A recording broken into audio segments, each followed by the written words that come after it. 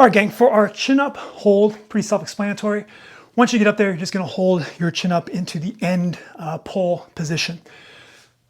How you get there though is very important. So a couple things here. Let's start from the ground, work our way up.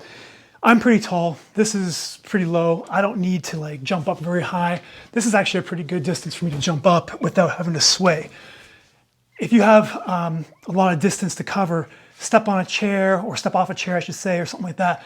And basically what we're trying to accomplish when you step off the chair is just a little bit of a bump, get nice and tight as if you're gonna lift, and just step off and try to not sway or swing back and forth. The other thing is, you'll notice that when I was up there, my feet were in front of my body. I really like that.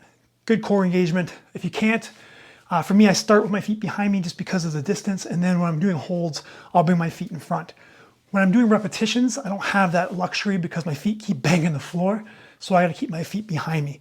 That's up to you, but if you can do feet in front, that'd be great. Okay, what else we got here? If you're a bodybuilder, you may wanna go more of an arch when you're coming up, because my niche is golfers and regular, everyday Joes.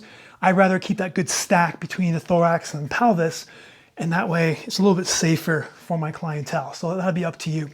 If you're a bodybuilder and you're gonna do that, as long as you have a good dynamic rib cage that moves, I'm okay with that. Okay, when you're up there, you wanna make sure, if you notice when I was up there, and I'll do it again, that the bar is basically a couple inches off my chest. That's gonna be different for everybody. It's gonna depend on your shoulder. So when I came up, I got to a good position where my shoulders were back slightly, tucked down in my back pockets, lats are activated, and I'm here. If I go any higher, what tends to happen for me is my shoulder starts to round forward, my upper back rounds forward, and that's what I don't want. So you only need to go as high as you can maintain that good shoulder position. I know it's called a chin up. People want to get the chin to, or the bar to the chest, or they want to get their chin over the bar. That's a myth. You don't have to do that. Alignment is more important. Speaking of alignment, we want to make sure we stack the thorax and the pelvis. So from here, with all my videos, big breath in, exhale, and just through your exhale, let your front part of your rib cage come down. Go into a slight posterior pelvic tilt, bring the belt buckle up towards the rib cage, and you're basically just decreasing the space between your hands.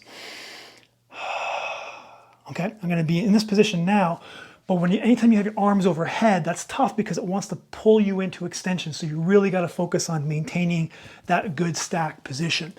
Now, when I start from the hang, my shoulder blade's gonna be up towards my ear, and that's totally fine. I want your shoulder blades to move when you're actually doing repetitions, and I want them to move until you get up into your end position. So I'm gonna start out, okay, slight double chin. I'm gonna hang, my feet are back. Again, if you have the ability to go feet forward, I'd rather you do that.